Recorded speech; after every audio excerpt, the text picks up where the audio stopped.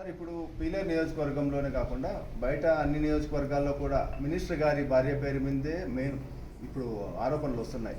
ఆయనతో పాటు ద్వారకానాథ్ రెడ్డి గారి తంబలపల్లి కాన్స్టిట్యున్సీలో కూడా మినిస్టర్ గారి భార్య పేరు మీదనే ఎక్కువ భూములు అన్నీ చేశామని చెప్పేసి, అదేవిధంగా ఈ మాధవరెడ్డి అనే వ్యక్తి పేరు పైన కూడా ప్రముఖంగా వినిపిస్తుంది కదా. ఈ మాధవరెడ్డి ఎవరు? ఈ పెద్దిరెడ్డి కుటుంబానికి ఆయనకి ఏం సంబంధం?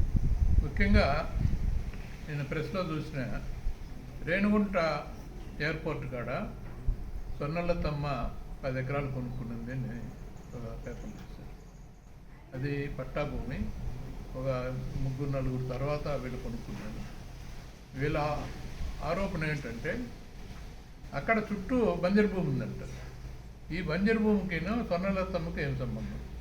ప్రతి రైతుకు ఎక్కడో తాను ప్రతి రైతు సేద్యం కాడ 10 గుంటలో 20 గుంటలో బంజరు భూమి ఉంటుంది.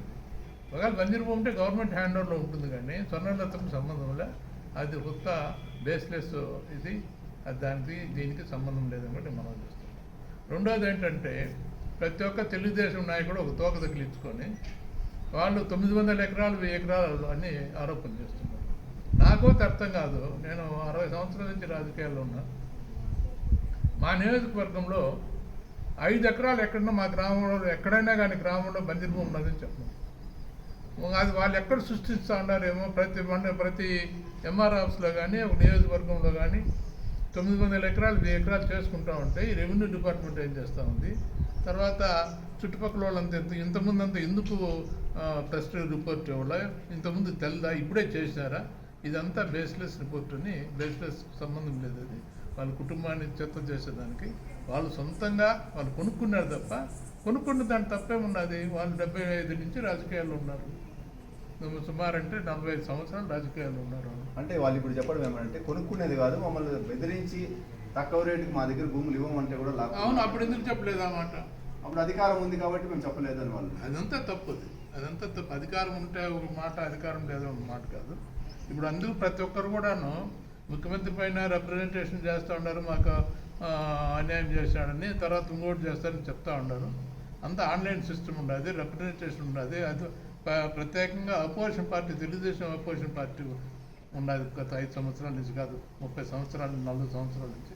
వాళ్ళు ఎందుకు చెప్పలేదు? ఈ బుద్ధే తెలుగుదేశం వాళ్ళు ఇది ఎందుకు రేట్ చేస్తున్నారు? ఇదంతా పెద్దిరెడ్డి రామచంద్రారెడ్డి గారిని భూస్థాపితం చేయాలనే ఉద్దేశం తప్ప ఇంకోటి కాదు. అంటే ఒకటి సార్, ఇప్పుడు అధికారులు కూడా అప్పుడున్న మినిస్టర్ గారికి వాళ్ళకి కలవకి వాళ్ళు చెప్పిన మాట కాదనలేకే మేము చేశాము అని ఆరోపణలు. అదంతా తప్పండి, అదంతా తప్పు.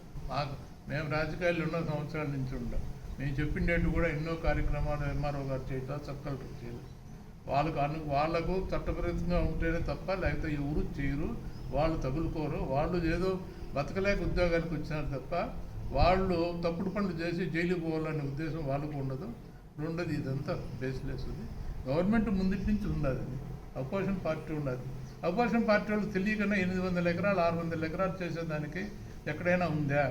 ఎవరో చెప్పింటారు కదా. అప్పుడు ఎందుకు వీళ్ళు స్పందించలేదు? చంద్రబాబు నాయుడు ఎందుకు స్పందించలేదు? అంటే ఇప్పుడు వాళ్ళు ఆ మాధవరెడ్డి అనే వ్యక్తినే మేము చెప్తున్నారు. మాధవరెడ్డి వాళ్ళ బినామీ పేర్లు పెట్టుకొని ఆయన బెదిరించి పెద్దిరెడ్డి గారి పేరు చెప్పి చేస్తున్నాడు. ఇంతకీ మాధవరెడ్డికి వైఎస్ఆర్ కాంగ్రెస్ పార్టీకి ఏదో కాంగ్రెస్ వైఎస్ఆర్ పార్టీలో సభ్యత్వంగా ఉండొచ్చండి. ఒకవేళ కలెక్టర్ ఉండొచ్చు, ఎస్పీ గారు ఉండొచ్చు, అక్కడ కింద పనిచేసేవాడు స్టెనోనో లేకపోతే ఒక కానిస్టేబుల్ లేకపోతే ఇంకో కార్ డ్రైవరు అట్లా తప్పు చేస్తే అది ఎస్పీ గారికి వస్తుందా లేదా కలెక్టర్ గారికి వస్తుందా? దానికి సంబంధం ఏమి? కలెక్టర్ గారికి ఎస్పీ గారికి వాడు కిందోటి తప్పు చేస్తే అట్లా మాధవరెడ్డి కూడా ఏదో మీరు పేరు చెప్పుకొని చేసుకోండొచ్చు తప్ప దానికి పూర్తిగా నాకు ఆ డీటెయిల్స్ తెలియదు. మాధవరెడ్డి ముందు నుంచి రాజకీయాలు ఉన్నారు వాళ్ళ కుటుంబం అంతా కూడా. ఒకవేళ ఆయన చేసుకో ఉన్నాడో లేదో మనకు తెలియదు. దానికి వీళ్ళకి సంబంధం లేదు. ఫైనల్గా ఈ అగ్ని ప్రమాదం పైన అది ప్రమాదం అంటారా? అది మనం చెప్పలేమండి. ఎందుకంటే కొత్తగా బిల్డింగ్ కట్టినారన్నారు. మేము కూడా చాలా ప్రత్యేకమైన దృష్టి పెడతా ఉన్నాము. ఎట్లా జరిగింది ఏమి అందరినీ కూడా విచారిస్తూ ఉన్నాం. ఎక్కడైనా చిన్న పొరపాట్లు ఏదన్నా, నా ఉద్దేశం ఏంటంటే ఎక్కడైనా కింద ఉద్యోగస్తులు ఏదన్నా తప్పు చేసింటే వాళ్ళు ఇరుక్కుంటామని ఏమన్నా పెట్టినారో లేకపోతే ఇంకేదైనా అగ్ని ప్రమాదం జరిగిందో అది ఇప్పుడు ఆయన సూసైడ్ కూడా చెప్పాడు. అది ఫోర్నిక్స్ ల్యాబ్ కప్పిస్తామని అంతవరకు వచ్చేసినాడు. అదంతా జరుగుతూ ఉంది. ఇదంతాను దానివల్ల అది రానిండి, అది వస్తే మనం ఇప్పుడు చేసుకోవచ్చు. ఇప్పుడు ఎందుకు అనవసరంగా ఒక కుటుంబం పైన అనవసరం చేసేది? నన్ను పెద్ద మెదింటి కూడా చెప్పాడు, దానికి సమాధానం లేదు. బుద్ధు మేము కానీ ఎక్కడైనా కానీ ఇన్వాల్వ్ అయ్యి చేసిందంటే మేము మా నాన్న మేము శాశ్వతంగా రాజకీయాలు ఆ ఛాలెంజ్ని మీరు తీసుకోండి. ఇప్పుడు కూడా తీసుకోలేదు కదా ఆ ఛాలెంజ్ని మీరు. అది పెద్ద మాట కదా అది. రాజకీయాలను శాశ్వతంగా మేము తప్పుకుంటామంటే అంతకన్నా ఇంకా ఏమున్నది? మీకు అది మంచి అడ్వాంటేజ్ ఇప్పుడు తగిలించండి.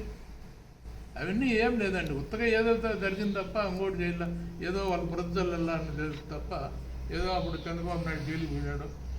నేను క్లాస్మేట్గా చదువుకున్నా, విద్యార్థి దశ నుంచి కూడా మేము పోరాడుతున్నాను, ఇతను ఎట్లా ఒకటి జైలు పంపించాలని తప్ప. రెండవది, ఈ నియోజకవర్గంలో కాక మొత్తం జిల్లాలో అంతా ఆయన క్యాండిడేట్లను పెట్టి ఆయన సొంత ఖర్చులు పెట్టి ఆయన తిరిగినాడు. రెండవది, కుప్పంలో కూడా మంచి బలమైన క్యాండిడేట్లను పెట్టి ఇటు సర్పంచులు కానీ ఎంపీటీసీలు కానీ తర్వాత మున్సిపల్ కానీ అన్ని చేశాడు. కాబట్టి అది ఖర్చుపూరితంగా చేశారని నా అభిప్రాయం.